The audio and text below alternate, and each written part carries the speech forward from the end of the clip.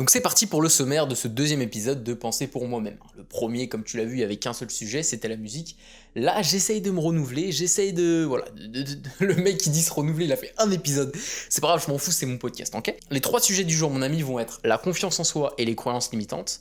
Deuxièmement, on va parler de ma lecture que je viens de finir il y a une semaine, Les démons de Fyodor Dostoïevski, ce giga tchad, un livre exceptionnel qui aura été sacrément complexe. Et en dernier lieu, on parlera du manque d'esprit critique global dans le milieu du développement personnel. Tu vas voir ce que j'entends par là. Juste avant de commencer, je compte vraiment sur tes retours et sur toi pour me dire si, de une, t'apprécies le format. Je sais que clairement, cette vidéo va faire 50 vues, je m'en bats les couilles. Ce que je veux, c'est vraiment nouer un lien fort avec mon audience fidèle. En fait, j'ai envie de t'apporter un maximum de valeur. Donc si t'aimes bien cette série et ce genre de vidéo, fais-moi un retour en commentaire. Et si t'aimes pas trop ce genre de vidéo parce que tu trouves que j'arrive pas à être assez éloquent, à ton goût, fais-le moi savoir également, tu vois, c'est des échanges, des partages, on est là pour ça. On va commencer sans plus tarder avec le sujet de la confiance en soi. Alors pourquoi est-ce que j'ai envie d'aborder le sujet de la confiance en soi ? Premièrement parce que en réalité c'est un sujet qui est omniprésent dans l'entrepreneuriat, dans le business en ligne, dans le sport de haut niveau, dans le développement personnel, bref, la confiance en soi, en vrai, c'est un sujet dont on parle tout le temps. Pour moi, la confiance en soi, tu vois, on l'associe trop souvent au fait de n'avoir peut-être quasiment aucune faille et de se sentir à l'aise dans toutes les situations possibles. Pour moi, c'est pas ça la confiance en soi. Parce que en tant qu'individu, en tant qu'être humain, on va toujours être amené à faire face à des situations qui nous font peur. On va toujours devoir faire preuve de courage dans certaines situations. Je te prends mon exemple, je considère que j'ai confiance en moi. Pourtant, en tant qu'ancien timide, si demain tu me mets face à 1000 personnes pour une conférence, je vais pas être extrêmement à l'aise. Par contre, ça va pas m'empêcher de penser dans ma tête que j'ai confiance en moi. Donc moi, je fais vraiment l'indistinction entre le fait d'être à l'aise en toute situation, de ne pas avoir peur, avec la confiance en soi. Parce qu'en fait, on est des êtres humains, comme je te l'ai dit, on aura toujours peur de quelque chose et il faudra toujours s'armer de courage pour vaincre nos dragons. En fait, pour moi, la confiance en soi, c'est davantage lié au sentiment profond, au sentiment interne, tu vois, que tu as dans ton cœur et dans ton âme, que tu peux compter sur toi dans toutes les situations. Ça veut pas dire que t'es persuadé de pouvoir faire face à toutes les situations et de pouvoir t'en tirer avec succès à chaque fois. C'est pas du tout ça. Pour moi, c'est le sentiment profond de pouvoir compter sur soi. C'est comme le sentiment de pouvoir compter sur un ami. Tu vois, ton ami, il va peut-être pas pouvoir être compétent pour t'aider à résoudre toutes tes problématiques. Par contre, il va toujours être là pour toi, il va toujours t'accompagner, il va prendre soin de toi. Si jamais t'as des déconvenus, il va essayer de voir avec toi ce qui n'a pas été, ce qui a été. Voilà, ça veut pas dire qu'il peut faire face à toutes les problématiques du monde. Par contre, il va toujours être là pour toi. Pour moi, la confiance en soi, c'est exactement la même chose. Parce que tu vois, moi, si par exemple, je commence à me dire que je vais faire de la natation, je vais pas avoir confiance dans ma capacité à être excellent dès le début, tu vois. Mais c'est pas ça la confiance. La confiance, c'est d'être persuadé dans ma tête que, ok, là je me suis fixé une première séance de natation, je vais aller à cette première séance de natation. Et il faut vraiment faire la distinction entre la compétence pour moi et la confiance. Parce que certes, la confiance en soi est un dérivé de la compétence dans certains domaines, c'est-à-dire que par exemple, moi je suis bon en montage vidéo, je suis un ancien monteur, donc j'ai confiance en ma capacité, tu vois, c'est confiance en sa capacité, c'est pas confiance en sa personne, j'ai confiance en ma capacité de délivrer un bon montage vidéo pour un client, mais la confiance en soi, c'est vraiment lié à sa personne, donc c'est lié à la manière dont tu vois ta relation avec toi-même. Je te laisse un petit peu réfléchir. Et c'est pour ça, tu vois, que dans le développement personnel, quand on parle de gratification différée et de gratification instantanée, voir la gratification différée uniquement comme un sacrifice dans le présent pour avoir un bénéfice dans le futur, c'est dommage parce qu'on passe à côté du ROI, du retour investissement instantané, que te procure une bonne action. Le fait d'agir dans la bonne direction, le fait de respecter ta parole, instantanément, ça va te faire gagner plus 1 en confiance, plus 1. Parce que en fait, tu vois que tu es un individu fiable. Tu es fiable pour toi. Et moi, aujourd'hui, j'ai confiance en moi parce que je sais que je respecte ma parole. Je sais que dans le futur, peu importe les événements qui vont survenir, je vais être en mesure de prendre soin de moi. Ça veut pas dire que je vais jamais rater, ça veut simplement dire que j'ai confiance au plus profond de mon cœur en ma capacité à respecter ma parole et à prendre soin de moi sur le long terme. Et ça, ce sentiment-là, il t'apporte une immense paix intérieure. Alors maintenant, comment du coup avoir confiance? C'est ce que je te disais juste avant avec la gratification instantanée différée et le fait que agir dans la bonne direction, ça va te donner des points de confiance. Il faut te donner des preuves. Ton cerveau, c'est une machine en fait à faire des prédictions. En fait, il va prendre tout ce que tu as fait dans ta vie, que ce soit positif ou négatif, et l'utiliser pour prédire l'avenir.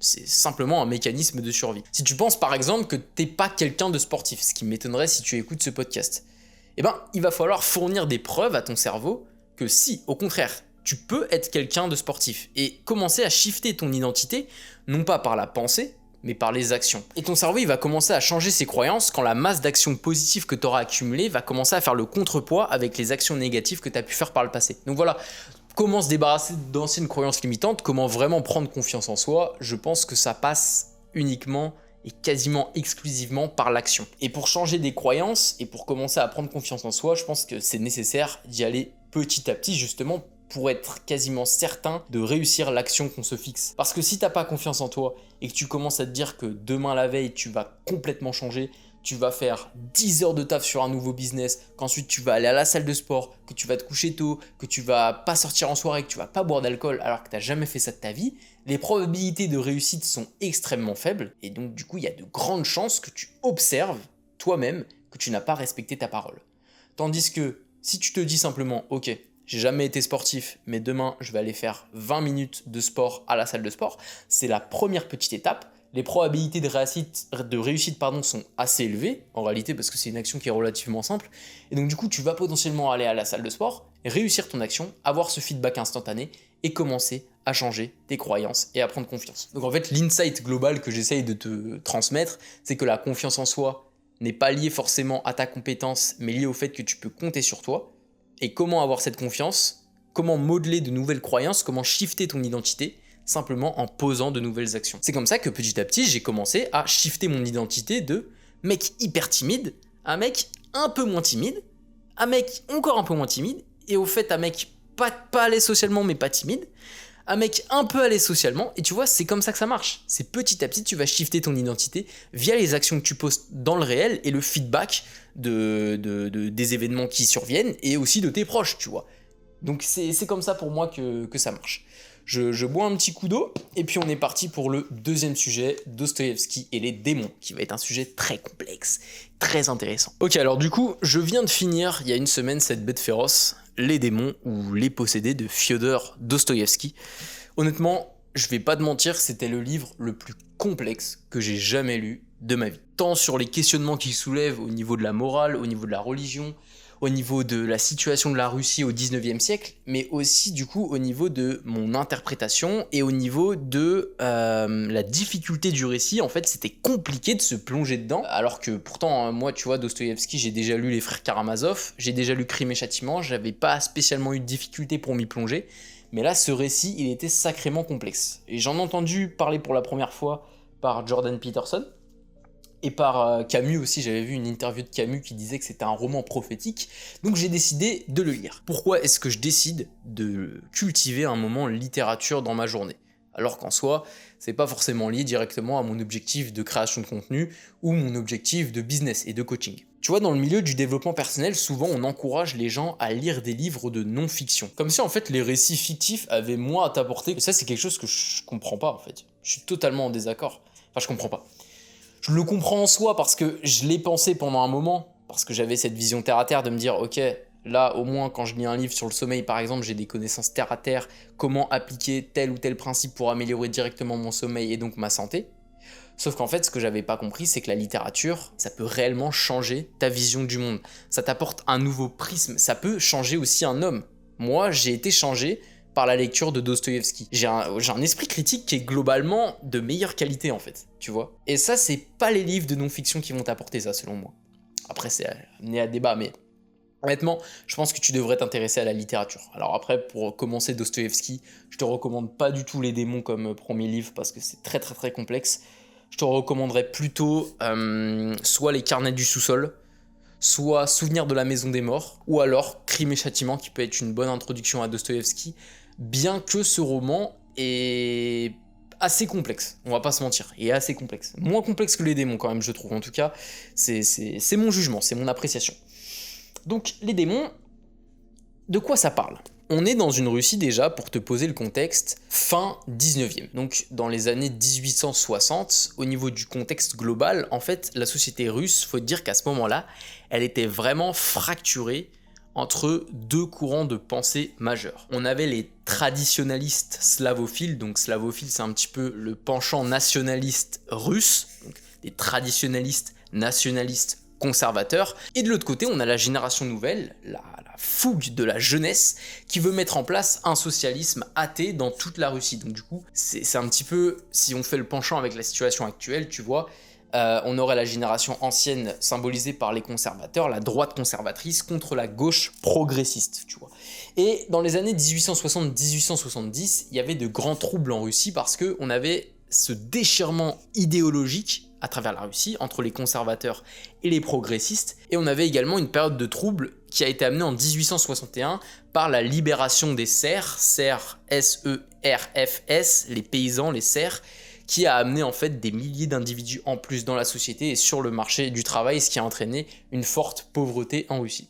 Ce livre, il m'a appris plein de trucs, mais la chose la plus importante que je veux que tu retiennes, et c'est pour ça que je t'en parle aujourd'hui, c'est vraiment l'idée qui m'est venue en tête quand j'ai fini cette lecture, c'est que ce ne sont pas les hommes, ce ne sont pas nous qui avons des idées, ce sont les idées qui nous possèdent. D'où le titre du roman, Les démons, les posséder, qu'on soit conservateur ou progressiste. Ce qui va se passer dans le roman, c'est que la génération progressiste, les jeunes en fait de l'époque, symbolisés par Piotr Stepanovitch et son association de révolutionnaires, vont commencer à semer le trouble dans le petit bourg dans lequel se passe le roman en fait. Ils vont commencer à provoquer des incendies, à commettre des vols, à commettre des meurtres, à saccager des églises, et on se rend compte au final, au fur et à mesure du roman, que leurs idées nouvelles, leurs idées progressistes, en vue d'une utopie socialiste, va commencer à les posséder, à les rendre démoniaques, à les rendre imbus d'eux-mêmes, orgueilleux, dédaigneux de la morale. N'importe quel homme, qu'il soit progressiste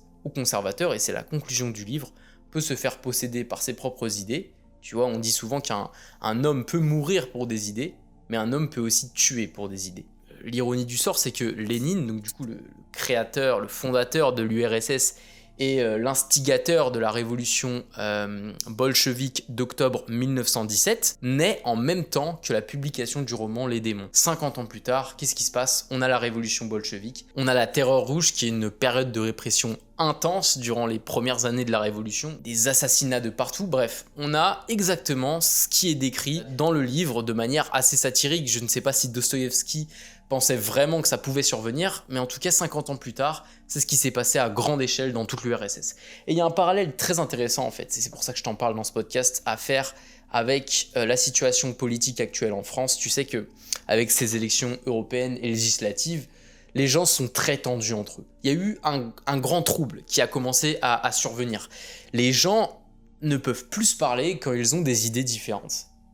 Et ça, c'est extrêmement grave. Une autre chose aussi très importante que j'ai appris, c'est que suite à la mort de Dieu, donc la mort de Dieu, c'est un terme assez métaphorique pour dire en gros la perte de foi en Dieu, que ce soit en Occident ou en Russie. Ce vide laissé par la mort de Dieu, il est comblé de deux manières différentes. Il est comblé dans le livre par le premier démon qui est l'idéologie, du coup le socialisme, où du coup tu remplaces le dogme chrétien, le dogme orthodoxe par ce dogme socialiste. Donc c'est une religion mais en pire, parce qu'on n'a pas toutes les valeurs liées aux vertus morales, liées au Christ. Ça c'est le premier démon, le démon idéologique. Et ensuite on a un deuxième démon qui s'appelle l'hédonisme. Donc l'hédonisme c'est quoi ? C'est la recherche de toujours plus de plaisir, plus de statut, plus de pouvoir, plus de richesse, plus de sexe, plus de nourriture, plus de plaisir de la chair en fait, tu vois.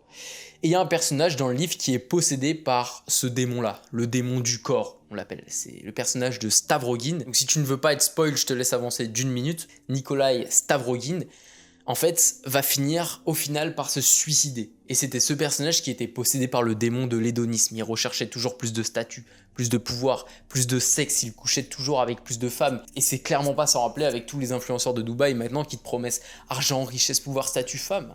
Tu vois. Et on se rend compte que ça, c'est un vide, c'est vide de sens.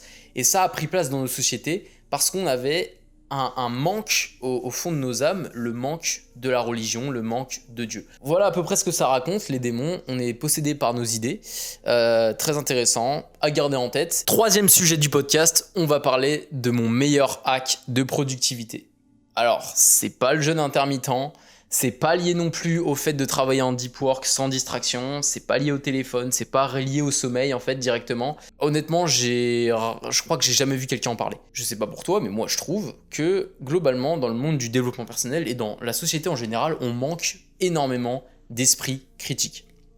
C'est-à-dire que peu importe nos idées, peu importe ce qui nous fait envie dans la vie, ce qu'on poursuit, peu importe ce qu'on consomme comme contenu, on va rarement remettre en question ce qu'on entend. Moi, en tout cas, pendant longtemps, comme je voulais m'améliorer sur tous les aspects de ma vie, je prenais pour argent comptant absolument tout ce que me disaient les personnes qui avaient l'air d'avoir une légitimité dans leur domaine, par rapport à moi en tout cas.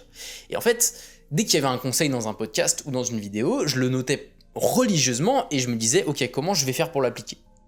Ce qui est bien en soi, parce que ça m'a fait passer à l'action. Mais d'un autre côté, en fait, comme je consommais énormément de contenu sans forcément le remettre en question, disons que j'avais perdu mon regard, perdu mon esprit critique. Quand j'étais à l'école, quand j'étais en cours, j'étais un élève excellent, surtout en français. J'étais le boss, dès qu'il y avait un texte à analyser, je me tapais au moins un 17, si ce n'est un 20. Parce que j'avais cette faculté à remettre en question les idées du texte, à aussi repérer les concepts intéressants et à les mêler en fait avec mon esprit critique et mon expérience personnelle. Et c'est une faculté que j'ai malheureusement perdue avec le temps, parce que justement je disais amen à tout en fait. Dès qu'il y avait quelqu'un qui donnait un conseil, je disais ah bah c'est que ça doit être vrai.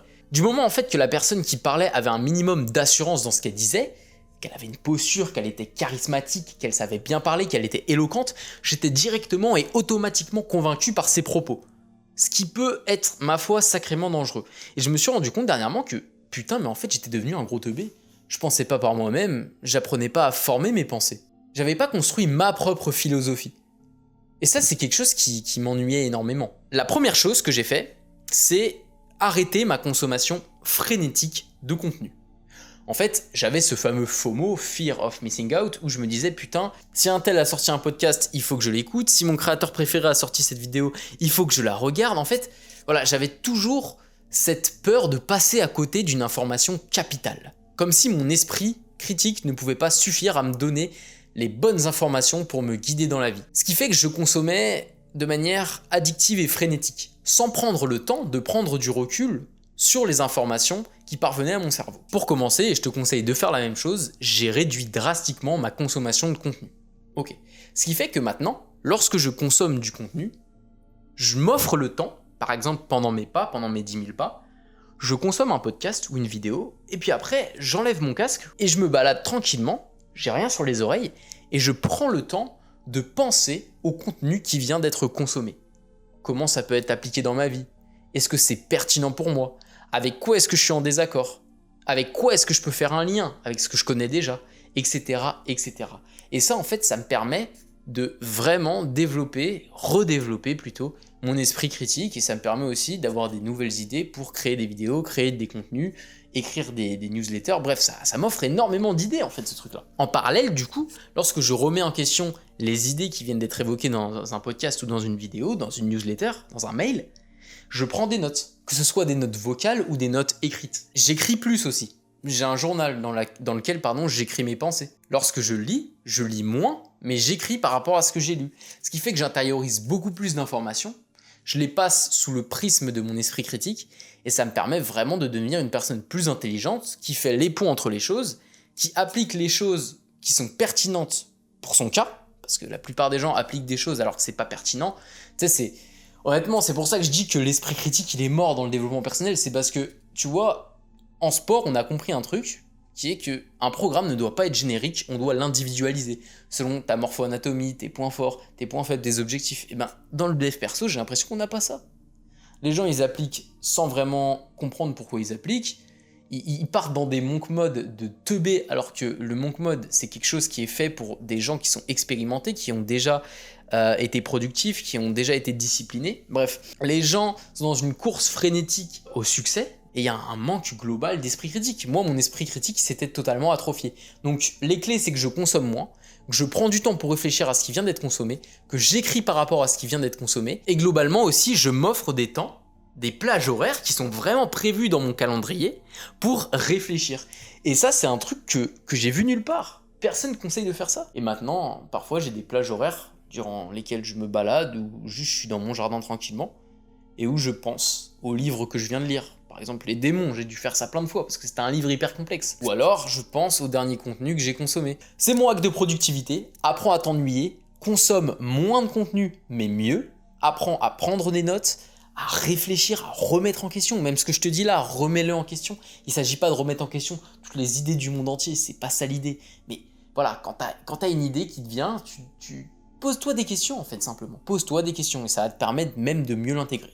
Donc voilà, c'était mon deuxième podcast, Penser pour moi-même. Tu me diras ce que t'en as pensé. J'ai eu pas mal de mal à exprimer mes idées. C'est pour ça que je regarde à droite, à gauche. J'ai du mal à regarder la caméra, mais on s'en fiche un petit peu parce que je pense que t'as écouté ce podcast. Tu me feras ton retour par rapport à ce podcast. J'espère qu'il t'aura plu. J'espère qu'il t'aura donné des pistes. J'espère que ça t'aura donné envie de lire des livres comme Les Démons et Dostoïevski, de t'attaquer à de la littérature. Que ça t'aura donné envie de consommer peut-être un peu moins de contenu, mais de le consommer mieux, de prendre ton temps pour former tes nouvelles idées à toi et ton esprit critique. Et j'espère également que j'aurai pu te donner des pistes pour développer ta confiance en toi. Cette confiance en fait qu'on recherche tous avidement. C'est ça qu'on recherche, c'est être en paix avec nous-mêmes au fond, à changer nos croyances, à shifter notre identité vers un homme plus calme, plus mesuré, plus sage, sur lequel on peut nous-mêmes compter en fait. Et c'est ça qu'on veut en fait. On veut que les autres puissent compter sur nous. Comment est-ce que les autres pourraient compter sur nous si nous-mêmes on peut pas compter sur nous? Il y a un problème. Donc voilà, c'était un sacré plaisir. Et voilà, prends du temps pour réfléchir à ce que je t'ai dit. Tu vois, applique directement parce que c'est toujours en passant par l'action qu'on va avoir des résultats concrets dans nos vies. Voilà, tout simplement. Je te fais des gros bisous. Travaille dur pour toi et tes proches. C'était Tom. Ciao, ciao.